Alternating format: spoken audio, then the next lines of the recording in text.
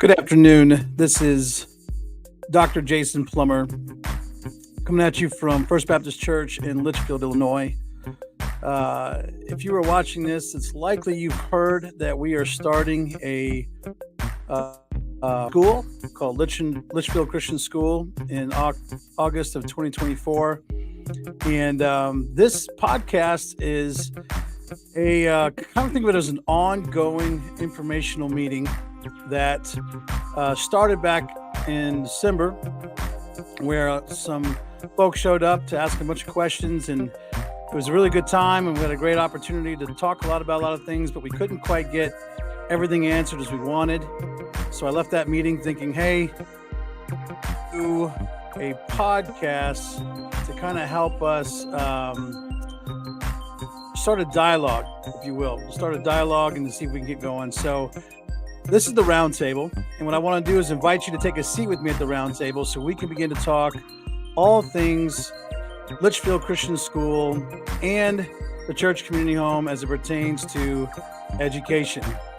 So let's take the next few minutes and try to do that and get to know each other a bit.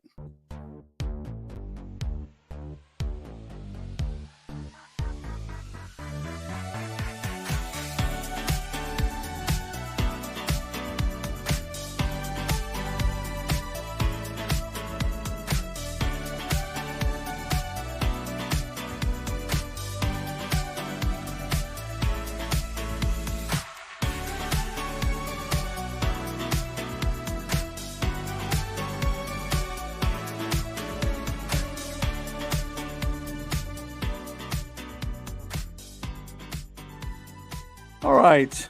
I want to take this opportunity with this podcast on the very first episode to get to know me a little bit and kind of where I'm coming from. I've been in Litchfield for 9 years, as started as the family pastor and moved into the senior pastor role.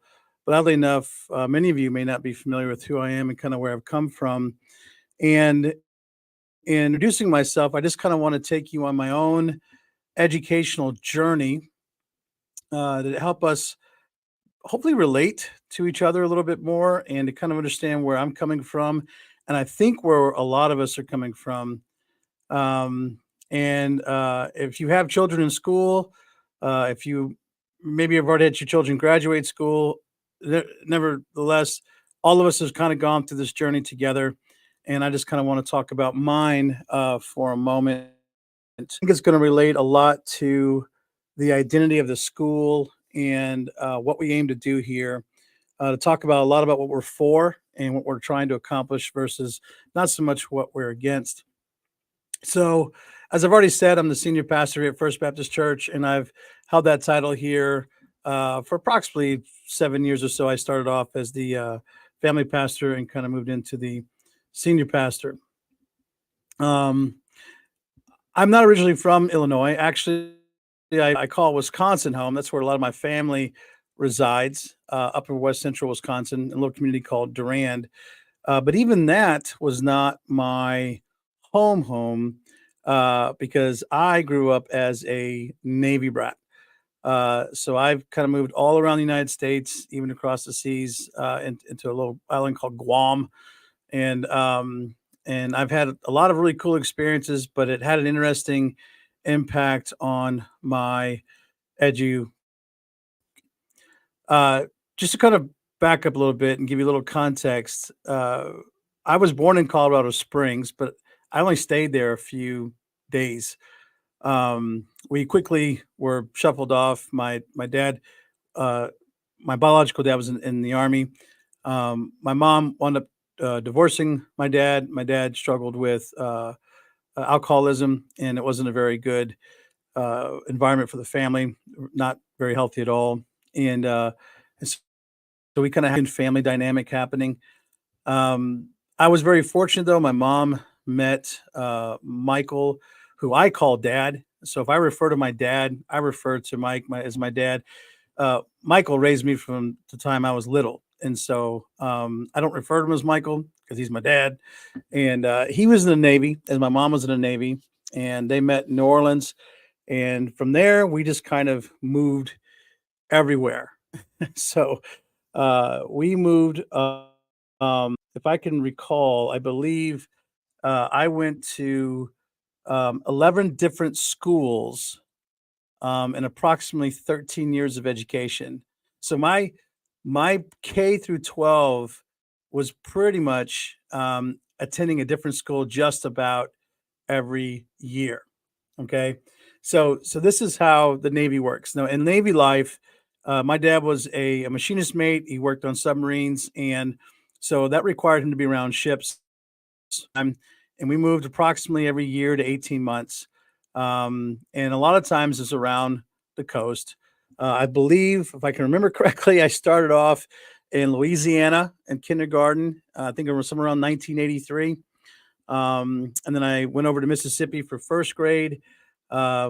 Second grade, I found myself in Guam in third grade. And in Guam, the school system, at least back in the 80s, was not as strong as it could be. I mean, I remember having Miss Ponernelia was my third grade teacher, and she was from the Philippines, and I really couldn't understand a lot of what she said and what she talked about. And I found myself in the third grade um, not getting the foundation set for the rest of my schooling. In kindergarten, I seemed to do pretty well. I was reading pretty well. In first grade, I had some good foundation. I get to third grade though, there are some real foundational blocks I'm starting to miss in my education, particularly with reading and math. And then having a teacher who you couldn't necessarily understand very well didn't help matters. So from Guam, we moved to Whidbey Island, Washington, and I go to Olympia Elementary School, and I have a phenomenal third grade teacher, Miss Rogers, absolutely amazing. But realized that I was one of those struggling students who was not quite where he should be, and on top of that, I wound up getting sick. Like the second half of the school year, I had to miss quite a bit of it. And so Miss Rogers is like, Jason, we need to talk about you repeating the third grade. And so I had to repeat the third grade. Oddly enough, I find myself back in Guam.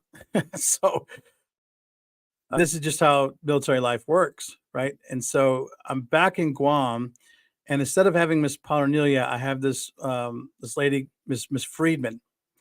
And Miss Friedman is a straight arrow. And she is a very she was a very kind of tall white woman who wore her hair straight back in like a French braid, and she had these glasses, and she didn't play around, and she was strict and like on it. And I remember fearing God in her class because did not want to budge or move. I had a better year. I think Miss Rogers did a lot of makeup to get me where I needed to be, but I was not right where I needed to be. And so I passed the third grade the second time, and I get by, I think, with some C's, but that you can really tell that my education is now taking a bit of a downhill. We moved from Guam to California. School system wasn't too bad in California. The weird thing about California was for me was that I had always attended a school that went your typical August to May with your 3 months off for summer. Well, in California, they went full year. So year-round schooling. I was on for 9 weeks. I was off for 3 weeks. We had half a days on Thursdays, and I had Miss McIntyre as a fourth grade teacher, and she was one of those towards the end of retirement, and she saw a lot of potential in me, but I still was not performing very well. So, though my grades were not where they needed to be, um, she had a really kind of cool way of speaking into me where she would say things like teachers would be walking by and I'd be at her desk talking to her, and they'd ask me, who is this young man? And she'd say, he's one of my brightest kids in my class, even though my grades were not reflective of being the brightest in her class. But she was just somebody who I think saw a lot of potential, but I had a lot of deficiencies kind of there. I wasn't reading very well. I wasn't doing math very well. I didn't have a learning disability. I didn't have anything like that. And even if I did, they didn't diagnose it back in the day like that. I just think that I was missing some gaps by the time I was in fourth grade. I began to kind of realize, man, I'm kind of struggling through this whole thing. From California, we get over to North Chicago, and I'm up in North Chicago. My dad's an instructor at the military at the naval base there, and North Chicago is no bueno. I was first of all, I was smack dab in the ghetto, and so there's no secret about it. The schools that find themselves in a low economic area tend to struggle, and I am a living proof of that. I was there. I had Miss Newberry as my teacher, um, and was kind of insane. I can remember my first school fight. The first time I saw a brawl in school was like in the fifth grade in Miss Newberry's class. So these two kids were getting at each other. She shuts the door and opens the classroom, and these two guys start to go at it. And I remember one kid is got this big old pressure bump on his head, and then we just open the door and go back to school and go back to class. That was insane. Never talked to my parents about it. Never talked to anybody. That was just what we did. That was normal. And so I can pretty much count on my fifth and sixth grade year not really doing much of any school at all. So then we moved to Durham, Wisconsin. And Durham, Wisconsin is the first time I'm ever living in a small community, like a rural town in west central Wisconsin. It's predominantly all white people who are farmers, and it's a system.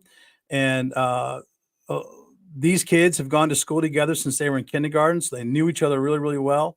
And I'm kind of inserted into this, and I was kind of an acquired taste for them, and Duran was kind of an acquired taste for me, because I was a little more cosmopolitan. Maybe I had a lot more worldly experience, and these guys were were just kind of doing their thing in Duran. Really cool people, and I got along with them really well. Once I was able to know them and they get to know me, we had a great time. And I loved the community. I still love the community. A lot of my family's there. But one of the things that really stood out to me was I was way behind. I got there in seventh grade, and my reading skills were maybe at a fourth grade level. My math skills were low. Everything else was kind of falling apart. I was not doing very well, and I found myself kind of being discouraged and distracted. And then those are already kind of crazy years, junior high, seventh and eighth grade. And so there, the ball just began to kind of roll continually downhill. Well, we wind up leaving Durand, and I come back to Illinois, and I'm at Lake Bluff uh, Junior High, and it's a solid school. It's a great school, but once again, I find myself not doing very well academically.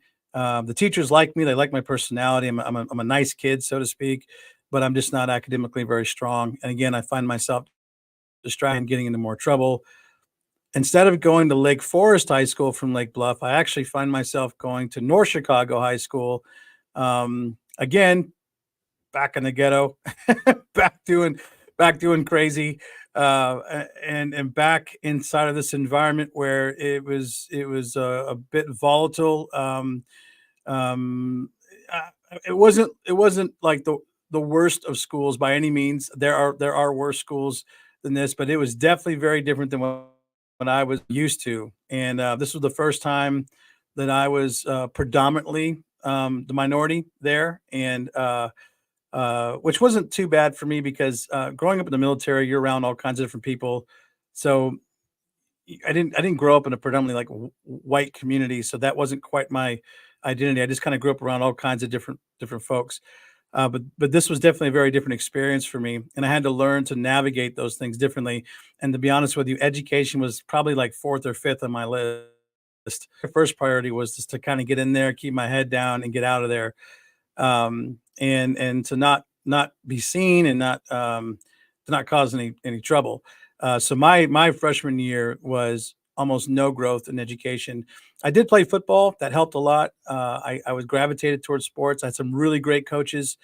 Coach Scott is somebody who I just remember with great admiration. He was a guy who kind of spoke into me and saw a lot of potential there for me. But going to school was just nuts. Like I remember one time I was after football practice and I was sitting down, and oddly enough, I was trying to be a decent student and do my algebra homework. And I'm sitting there doing my algebra homework, and this kid walks up with a gun and says, "Give me your wallet." And I'm like, "I don't have a wallet." Um, and he's like, "Give me all your money." I'm like, "I'm as broke as you are." Uh, that by the grace of God, this other football player walks out the door. This kid punches me off, and Big Mike probably saved my life at that moment. But the irony of all that is that we were all poor. We were all broke. So that's the one thing we all had in common was that in North Chicago, we were all poor. So he was robbing me, and I had no money. Oddly enough, but that was something that happened often to kids. And I remember getting in the van. My dad picked me up, and he asked me how school was, and I just said, "Well, I mean, it was another day." That's just went. It wasn't about math. It wasn't about reading. It wasn't about history, geography. It wasn't about any of that stuff. I couldn't tell you. I can tell you my grades got me out of ninth grade, and I don't know how they did that because I didn't turn a lot in, and I didn't do a lot of work. I just got passed on. We leave North Chicago. I go back to Durand on my 10th grade year, and it is way different for me this time around. I have a much harder time to uh, to the culture and to the environment. Family's going through some things. The movings are starting to kind of take their toll. I'm not doing very well in school. Um, in that weird age, where you're kind of trying to find yourself. And again, I find my sophomore year doing poorly, maybe just enough to get by. But my teachers were really, really good because they didn't let me off the hook in Durand. They challenged me, pursuing me. They kept pouring into me. Now, I didn't make A's and B's. I did make C's and D's, and I earned those C's and D's. They weren't given to me. Miss Erickson, God help her. I love this woman. I remember her. Miss Flanagan, Mr. Terpstra, all these guys I just remember fondly of who just kind of challenged me to keep me going. But it was not a great year. Probably the worst year of my education was my sophomore year of high school. We leave there and we move to Bogalusa, Louisiana, and um, I take my 11th grade year. Something clicked in my 11th grade year where something told me that, boy, if I don't get my act together when I graduate high school, I'm not going to have a plan. I'm not going to be able to do anything. And I do have this aspiration to go to college, but I'm not prepared to go to college. I know that my grades are representative of some deficiencies that I have, and so I tried to do my best, and I actually do fairly well. My 11th grade, I had a lot of help from my friends. We were studying together, and we we were trying to do some things. I pull off some B's down there, and I realized that the education in Louisiana was a little different than the education in Wisconsin. I think an A in Louisiana was more of a C in Wisconsin, at least where I was in the school I was in. And so my senior year, I make the decision to go back to graduate in Wisconsin because the schools is, I feel like those teachers are going to get me ready to go to college. And so I make the decision to go back. So that is briefly my kindergarten through 12th grade. I graduate in 1996 from Durand High School, and I get out of there with a 2.0. Okay. I think out of 107 graduates, I think I was 101. Okay. I was not high the list of those kids. My GPA was low. I think I scored a 19 on my ACT. I mean, I am just skating into college. And this is just indicative of my journey of all the moving that took place, and then not getting all the foundation I needed to grow as a student. And then on top of that, you have immaturity. Not the best student. I had some family dynamics going there that weren't the best at all as well.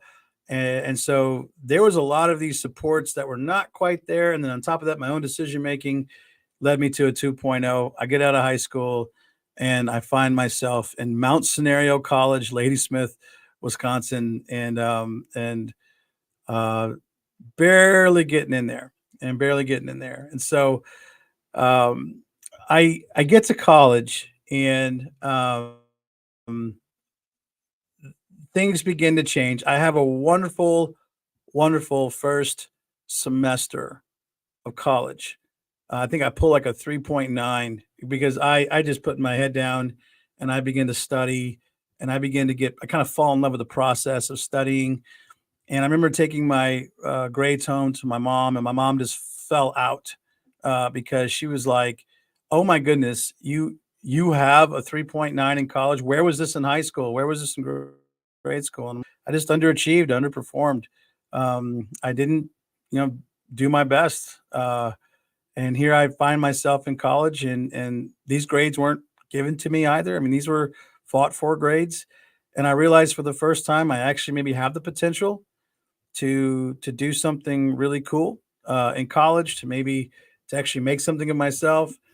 And but uh, I developed some really bad habit in my kindergarten through 12th grade that just sabotaged me after that first semester. First of all, I got easily distracted all over the place.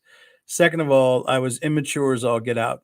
Um, I was not emotionally mature to take on the responsibility of keeping fortitude, keeping the long game ahead of me. And again, the support system around there was a little shaky as well. I had no real direction. I thought I wanted to go one way and I'd go another way and go this way. And so what I wound up doing was transferring 3 times in my college career.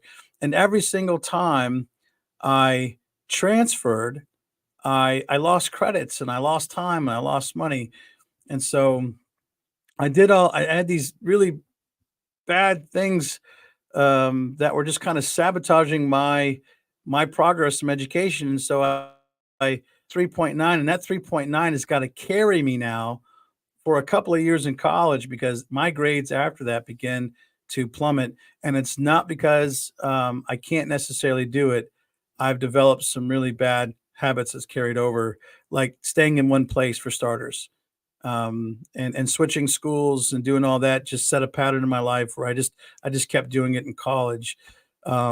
Learning to persevere, learning to have stamina, learning to see the long and to fight for it, even when you're in the valley, to keep moving and to keep progressing, to ask for help, to talk to people who could to give me a hand. And it kind of all came to a big head because I find myself at Winona State University, and I remember sitting there talking to the academic advisor to get me in, and he just kind of looks at my transcripts and says, "Geez, you're not exactly a scholar." I said, "No, no, I'm not." And again, I just kind of get into WSU, and and and of course, instead of focusing in on my grades, I find myself on academic probation, and that was something that again kind of woke me up to some things, but something began to happen. Something began to turn, and actually, major life event kind of happened at this time when I was just about 22 years old, and this really changed my educational journey. And I'll talk about it in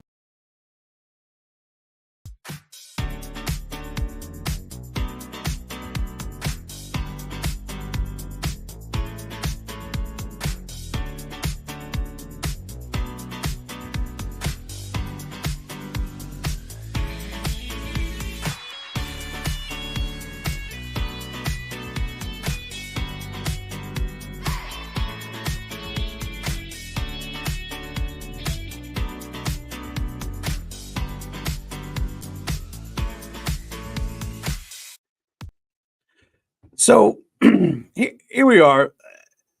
Like I said from the beginning, I wanted to talk to you about my educational journey because I think it really matters to where we're going and what we're doing here in Litchfield. I when I got here, I recognized that there's a lot of families and a lot of students that have had similar experiences to mine. They may have not have been in the military, but certain family situations, for certain dynamics have happened where you find yourself switching schools, you find yourself missing certain foundation pieces to your education, you find yourself struggling, and as you start to listen to folks and their story and start to hear their journey, you realize, man, we have a lot in common. That surely my journey is not very different from your journey, and so uh, it comes to a head. It has consequences, and I was very fortunate, as I said. When my mom married my dad, uh, Michael, I was really blessed to have him as a dad. There was never a doubt in my mind that he was I never considered my stepdad. He played a major role in making sure we were fed, making sure we're taken care of, speaking into our life. When I look back at the meta narrative of my life, despite all the struggles we've had as a family, I've not had a bad childhood, and my dad was a big part of that, and him being there. But nevertheless, the circumstances surrounding his work and the circumstances surrounding the way we had to do life growing up, there were just some real struggles educationally. And so graduate 2.0, barely getting into college, transferring all these times. I find myself at Winona State, and again, I'm back down to that 2.0. I'm on academic probation, and it really looks like I'm not going to survive college, and which is very common, by the way. 40% of freshmen who start off in college, they don't make it after their freshman year. They fall out, and there's all kinds of reasons. A lot of the times they're distracted and they're partying too much, but sometimes they just can't handle the workload or the immaturity of whatever's going on. And I found myself almost being one of those statistics. Well, something radical happened to me. Very, very crazy. It changed the direction of my life. I was 22 years old. I had just wrapped up my second semester at Winona State University. Of course, I pledged a fraternity, right? So, because that's what my priority was supposed to be. And I'm inside of a fraternity. I'm staying at the house, and all kinds of distractions there. I find myself having to get away, and I get away. I go back down to Bogalusa, where I had some friends I'd made in my junior year. I was down there. One in particular was a close friend. His dad owned a glass shop, and I decided to work for him for the month of June and go visit just some good friends down there. And we got to partying and doing our thing. And that's kind of what we did. We worked hard, we play hard, and that was the motto in the military, by the way, as a family life. You work hard, and that's what we did. And one particular night, my friend and I and his cousin decided to go to New Orleans to just go clubbing and do our thing. And they were three sheets to the wind, very intoxicated. Thankfully, I wasn't driving, but the other two who were driving were on other things, and having a very good time that night, I guess. We find ourselves a club in downtown New Orleans. I don't know if it's still there, but it's called Pyramids. About 4 o'clock in the morning, and we go into this club, and it's a club. All the lights are off, and the music's kind of thumping and doing its thing, and at the time, everybody had these glow sticks, and they were kind of doing their thing, and it was just the moment I walked in the club, there's the very heavy feeling club. And I've been in clubs before, and but this was just a little different. This was something that kind of reached into my depths, so to say.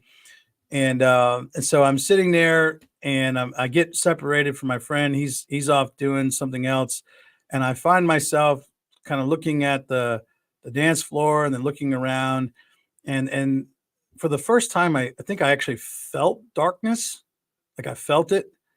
And and I looked, my eyes were open to see things that I just couldn't see before, and I began to see death. I began to see, I think, what was the judgment of God, really. I At some moment as I was in that club, something told me that if I died right there and then, that I would experience, God's wrath. That I knew I was going, and I knew that everybody in that club with me, that we were all doomed, all going to perish, and, uh, it freaked me out. So I tried to run as far as I could away from that place because I thought nobody needs to be there. I grabbed my friend and I say, "We gotta get out of here." And I get in this truck and I just can't run from it. I can't run from it. We're driving over the causeway and which is this long mile bridge from over Lake Pontchartrain from New Orleans to Slidell. And I'm on the causeway and I just remember I had a grandmother. I didn't grow up in I didn't grow up in a religious family, so it wasn't like my mom and dad were Christians and we were reading the Bible and stuff like that. They took a little more of a hands off, like you can do what you want to do approach. But I had a grandmother um, who prayed for me often and who told Jason, if you ever find yourself in trouble, I mean, like in a real bad way, you call out to Jesus, and He will save you. And so I remember sitting in the truck, and I'm looking out over massive lake, this massive lake, and I'm thinking, this whole thing is just going to swallow us. And that's what it feels like. I think when the wrath of God is felt, is it's engulfing. It's coming over, and so all I could do was call out, and that's what I did. I called out to Jesus. I said, "Jesus, I'm sorry. I need you to save me. I need you to do what you do because I don't know what to do here, and I'm sorry for my life. I'm sorry for my. I've obviously offended you. I've offended God. I'm sorry. Please come into my life and do something and change me." And would you believe it? He kept his word. Like he at that moment in the truck, I felt the presence of God for the first time in my life. As the sun was coming up over, it was maybe like 5:30 in the morning. The sun was rising up over, and I could feel the warmth of the sun. But that same darkness I felt the light at the same time when that warmth come over me. And I remember the peace of God. And later, as I read in the scriptures, I didn't know it then, but later, it's that the peace that surpasses all understanding. And he grabbed me and he arrested me and he saved me, and that changed everything. Then I did not go into that club looking for Jesus. Nobody goes into a club looking for Jesus. You go into a club looking for love in all the wrong places, but you ain't looking for Jesus.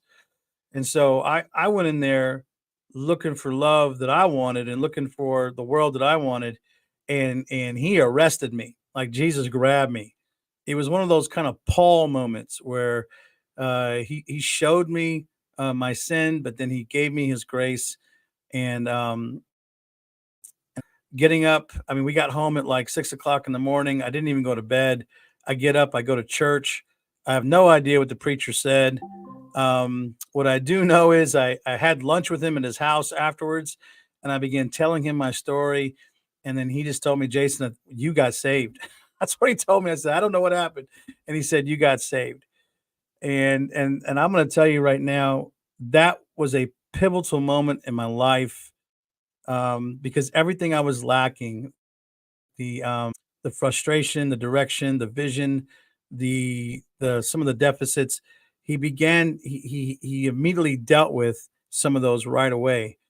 And then I was connected to my mentor and who's been my mentor for 20 years now is Dave Futrell at Winona. He was a Baptist preacher up there at a small Southern Baptist church.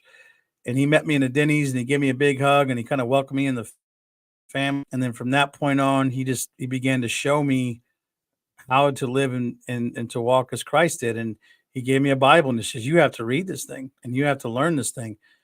Well, that's hard to do when you're not very good at reading.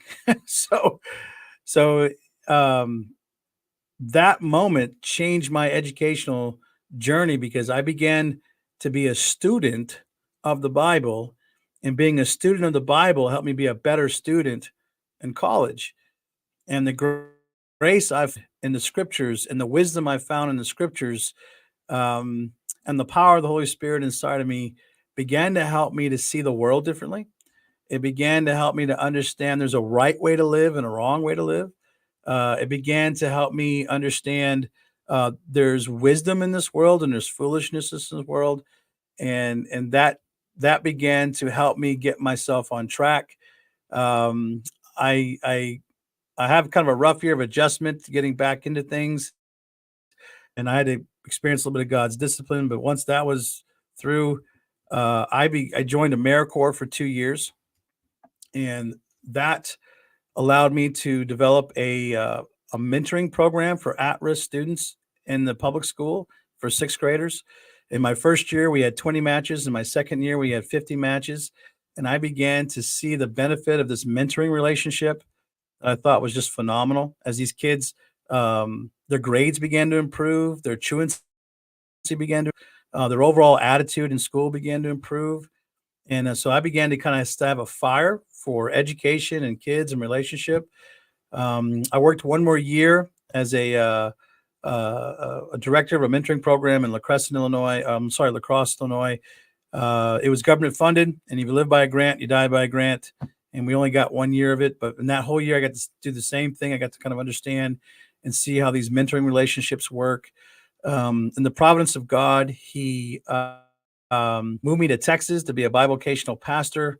While I was in Texas, I got my teacher certification to teach uh, seventh and eighth graders special ed.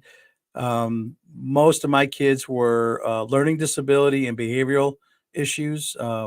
Life skills was another department. I didn't work so much with life skills, but I did have some kids with spinal bifida, some children with autism, Asperger's, and then you had some behavioral concerns. A lot of my kids were Hispanic children who were in needing this help because of the language barrier.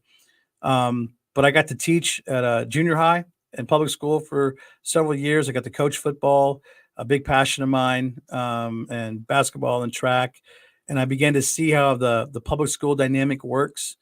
And I began to have some frustrations as a teacher inside the public school, but I got to also see some really cool things as a public school teacher. After Texas, God called me to seminary, and I went to seminary at Louisville, Kentucky. Now, just to back up a second, I graduated with Winona State. I did get my bachelor's degree. I graduated with 3.3 GPA, and that was me having to fight back because I was down at that 2.0, and I had to fight back to get to that 3.3. Thank God I did. I got into Southern Seminary. Southern Seminary was a whole different ballgame. I was able to get out of Southern Seminary with a 3.8 GPA. And the only reason why I tell you the GPA is that it wasn't that I was smart. What schooling has taught me, whether I was in the public school or in university or at seminary, was smarts are not the biggest thing. It's work ethic. It's work ethic. Southern had some of the brightest people I've ever met in my life were students at Southern Seminary. I was not the smartest guy in that room when I walked in there. Again, I was probably 101, 100. Um, but I learned to have a work ethic, and I worked really, really hard. And when you work really, really hard, it pays off. And so I was able to get done. I worked as a teacher at the Academy of Individual Excellence in Louisville under John Savage. I got to work with children of all kinds of giftings, everything whether you're Asperger to oppositional defiance, OCD, kids who were just, I guess, normal, if you want to call that, on the spectrum. John did a wonderful job of mainstreaming, had a family concept at his school, and I learned um, how to manage my classroom with these children and how to teach.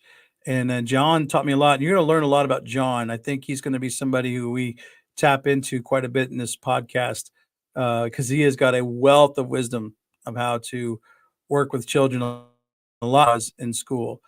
So I graduate seminary and I get the opportunity to work with John. Once I graduate seminary, I land here in 2015 in May as the family pastor, and immediately I'm connected to Pat Rentz, and I get to help coach high school football.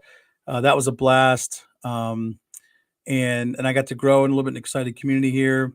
I wind up becoming the senior pastor at First Baptist Church, and, and I think around 2017. Well, 2019 hits and COVID does its thing, and we do this wonderful ministry called Team the Vine that takes some of the children from the school who don't have the resources to do school at home. Because remember, the schools had to go to um, this hybrid model. Yeah, half the kids are meeting on one day and the other half are meeting on the other day.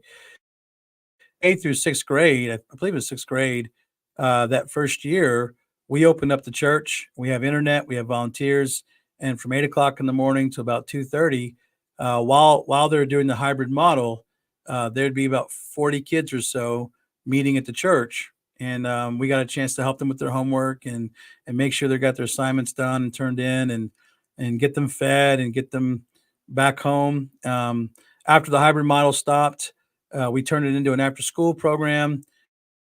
Of hours after school, we pick the kids up. We would, eat with them. We would pray with them, sing songs with them. We'd also help them with their homework and make sure their math and their reading extra work.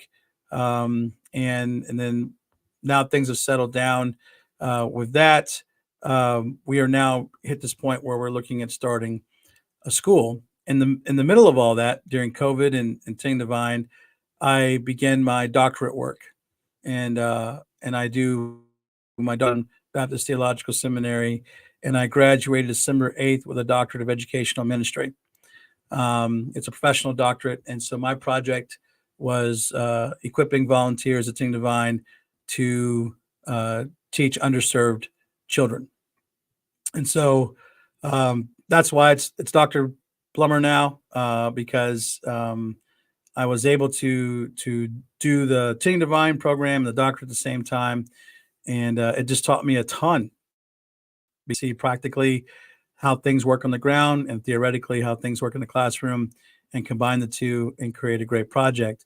And in the middle of all of that, I come to the realization after a lot of prayer and a lot of talking with leadership and talking with families that we can do some really wonderful things in education. We could start a school here that help much like me. Children with whatever circumstances in their life, where the foundation's missing somewhere, where they need some more instruction in reading and the math. We feel like the philosophy that we could offer as a school, the convictions we have about the gospel and education, all of it coming together can be a really wonderful piece to teaching children holistically. Now, I say all that for a couple of things, and this is probably a good place to address this, because I don't want to spend a lot of time on it, because one of your questions might be, well, Jason, if we have a public school and we have Litchfield, Zion private school, why do we need another school? And so when we had our informational meeting, Pastor Randy did a good job of explaining, some of the problems we're seeing inside of public school. I am not anti-teacher by any means. I've been in the public school. I know a lot of those teachers are busting their tail to do the best they can with what they can, and a lot of them invested their lives into this. And And so this is not an affront on them by any means. Respect all those teachers up there. And I know that they are, many of them are caught between a rock and a hard place. Because if you look at the numbers inside of Litchfield, if you go to the Illinois report card, you realize real fast that Litchfield is just struggling. You know, it's something like 84% of our children are not at grade level in math or reading.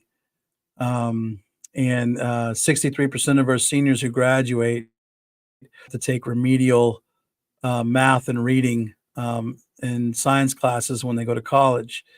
Now that doesn't define all of Litchfield by any means, but it does say that the system has got some issues.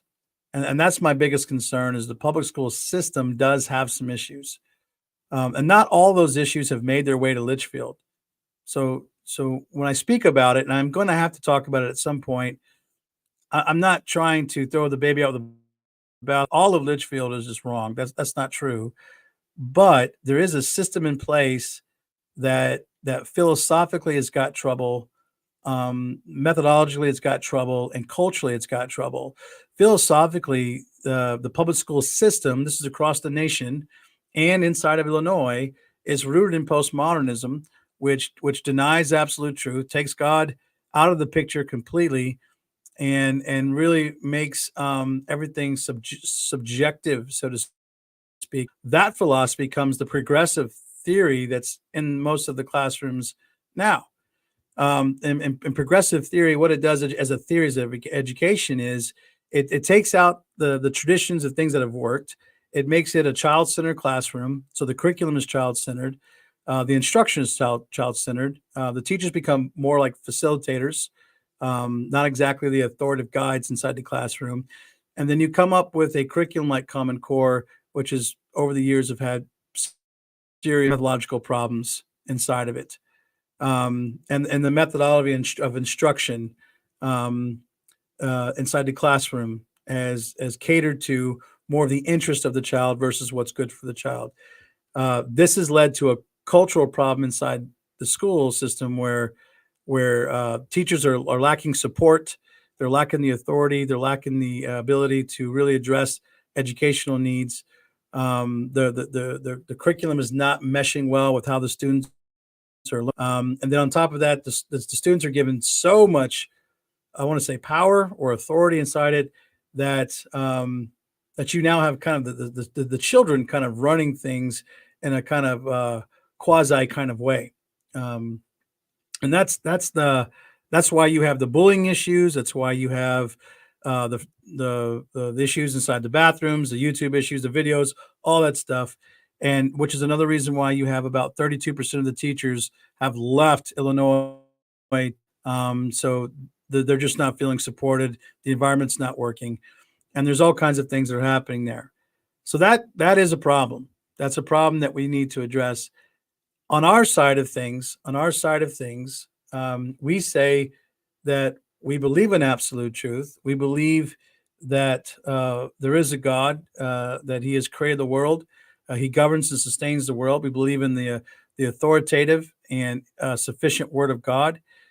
We believe education is a means of grace, and that we follow a more perennial, ecclesiastical perennial philosophy that has convictions about children and about who they are and what they're about. For instance, we believe that children are spiritual beings. They're made in the image of God, and therefore we instruct the heart and the mind to worship God. We believe in reason, that God has endowed children with reason, and therefore to flourish, we need to develop and exercise reason. And so we want to teach them to exercise discernment and walk in knowledge.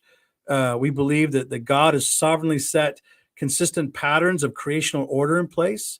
Therefore, education must teach certain basic subject matters that reveal those patterns for them to flourish. And those are kind of set. You don't need to make it to the interest of the child. This is wisdom that's there for us to tap into. We believe that God's truth is the center of all instruction. Therefore, and culture can be a priority for us in the learning environment. and that we want to teach the children eternal and creational truths, and ways to practice them so they can flourish. We're a big believer in tradition. God is eternally, his eternal and earthly wisdom has been passed down throughout the ages. Therefore, what's been proven over time should be taught, not fad teaching, and not just kind of just basing so much on what the current research says. We also believe maturity.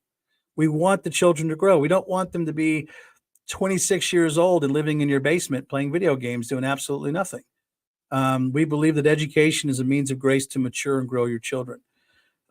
With that, then, with those perennial, those core convictions inside the classroom, we're a big believer in work ethic. Like I said before, work ethic is what got me through school. What I learned to work hard.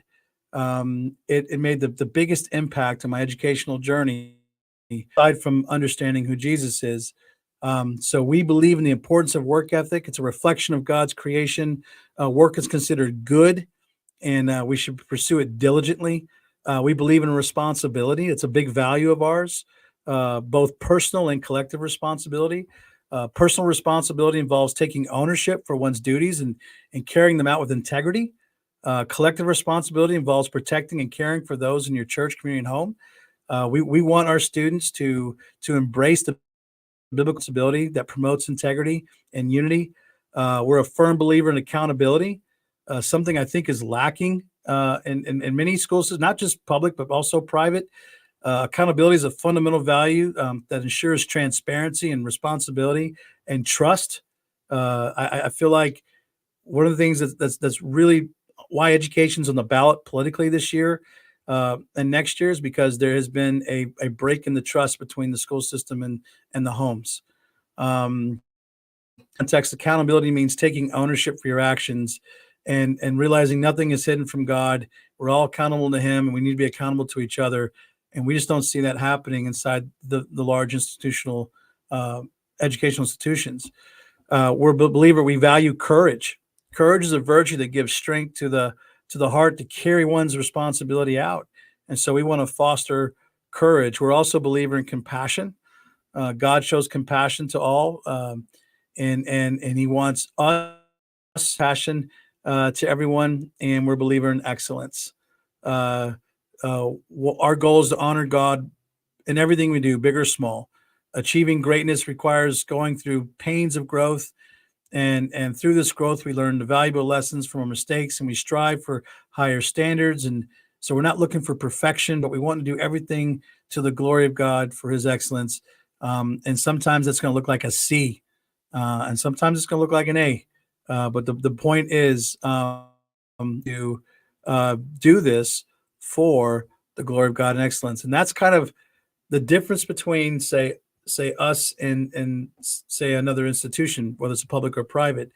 All of that has come from my educational journey, like reflecting on what that looks like, my educational training, and then now my ministry in Litchfield.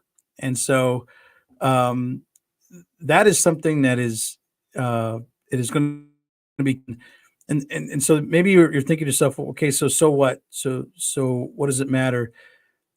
The introduction is meant to help you understand. I believe I can relate to a lot of the families and the children in our area when it comes to education and it comes to family dynamics, when it comes to poverty, when it comes to substance abuse, when it comes to struggling and learning and even being unchurched. That was a large part of who I was, and by the grace of God, God has redeemed that. I also believe that I can understand the frustrations that some parents have with where their child is educationally, and I can understand the frustrations that the teachers have. No teacher gets up and says, "I'm just going to mess up this child's education today." No teacher does that. Every single teacher gets up and with the hope and the desire to make an impact and do the right thing with this kiddo. But certain dynamics that are happening, again, and not to put it all in the public school, there are things happening in the home that aren't healthy that teachers have to deal with before we can even get to education. That was my North Chicago experience. That was my and some of my Bogalusa experience. So, but nevertheless, it causes frustrations, and it causes frustrations in children. I understand those frustrations. I see them, and I believe it in my deepest of my heart that we have the solution. I know there's more than one way of education. I totally get that, but I do believe that that we have the ability in Litchfield to address many of these issues and concerns. Maybe your education journey was like mine, or maybe your child's educational journey has been a lot like mine, and you're maybe wondering, what can we do? And I believe that addressing education through a means of Christian education, and guided by the Word and fellowship with the church, uniting families to the goodness of God through Christ, striving with parents to provide a robust education that helps their children to learn and to use their gifts to love God and love neighbor. That's our mission. And we believe that if the parents will work with us and we can work with the parents, that we can create a wonderful community and opportunity to help your child be successful in their journey, so that when they look at the journey, they don't see so many stumbling blocks, as they see a smoother path to flourishing. Because at the end of the day, my desire is I want your children and I want my children to flourish. I want them to graduate high school and have options. If you want to go to trade school, God bless you. If you want to go to college, God bless you. If you want to do something different, fine. Be put in a position that you have to do something. I'd like you to be put in a position where you can choose to do something. And I believe that God has gifted us and given us this opportunity to do that. And so, if that is something that you're interested in, that's something that you want for your child, I just want to welcome you to the podcast, welcome you to the table. Sit down and have a dialogue with us when we talk. As we begin to continue this podcast in the future, we're going to hopefully invite people on to talk Litchfield Christian School and education, the church, community, and home, and just begin to have more discussions and dialogues about what's happening. And so I just want to thank you for listening, and I look forward to, hopefully, God willing, seeing you guys again soon. God bless.